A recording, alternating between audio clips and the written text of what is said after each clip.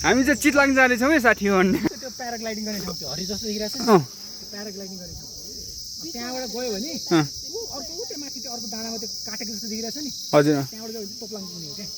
ए माथि तोप्लाङ त्यहाँदेखि खतरा भ्यू टावर छ ए 7 तला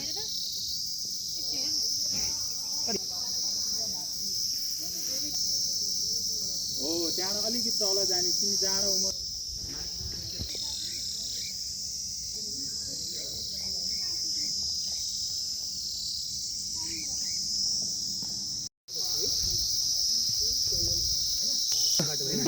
भ्यू टावरको त्यो टुप्पो देखिरहनु भएको छ सेतो देखेँ तल छ क्या त्यो भ्यू टावर काठमाडौँ केही देख्दैन होइन कति उँचो हो त बेसी धार्मिकको पुरै देखिने हो अनि ऊ त्यो हरिहरि छ नि तवर के यहाँनिर प्याराग्लाइडिङ गर्ने ठाउँ ए त्यो म चाहिँ त्यो बाटो साइक्लिङ गएको क्या एक्लै साइक्लिङ गरेर प्याराग्लाइडिङ यो त्यो हरियो के त माथि चौर जस्तो बिछाएको हो क्या त्यो चौर होइन त्यो हरियो बिछाएको हो कि कार्पेट जस्तो त्यो बाटोबाट गयो त्यो टोप्लाङ भन्छ त्यो भ्यू टावर भएको ठाउँलाई तोप्लाङ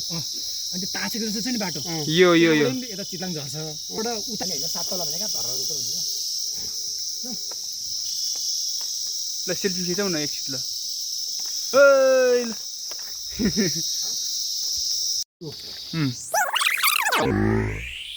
त्यो यताको साइड चाहिँ पनि अझ तल यहाँदेखि हाइकिङ गरेर जानु मिल्दो रहेछ नि त नि साइक्लिङ गर्दैछ जिप लाइन रहेछ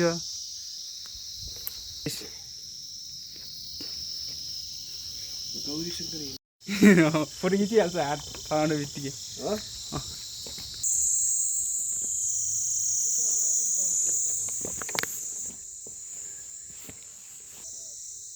चाहिने हो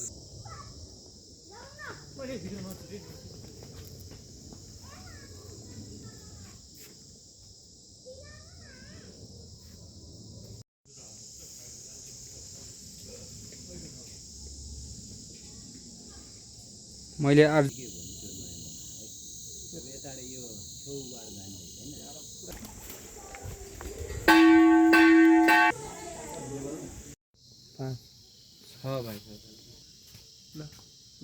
सुन्न चाहिँ आज त लास्टै हुन्थ्यो त यो चाहिँ सम्झना रोस् न यो एक पर्यटकीय देखाउने गाउँ हो हेर्ने है त्यो काठमाडौँ छर्लङ्गी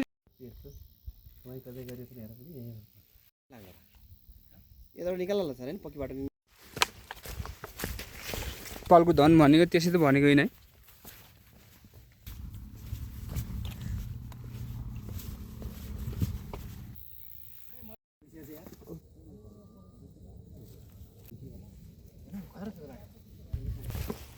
काटेर खाएर जानुपर्छ कि दाइ ल चाहिने कुरा गर नि यार तिमी पनि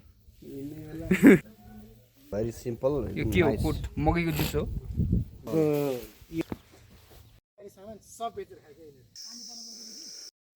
त्यति बेला आउँदा माने भन्ज्याङ का अरे छाप भन्ज्याङ ए छाप भन्ज्याङ उल्टो भनेछु मैले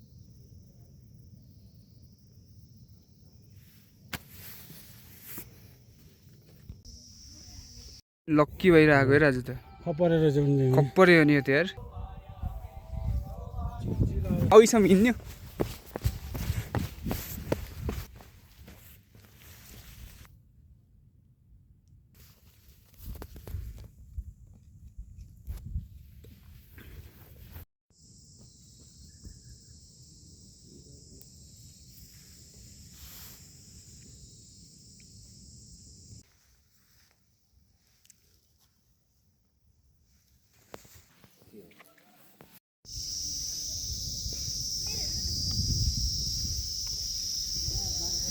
के बना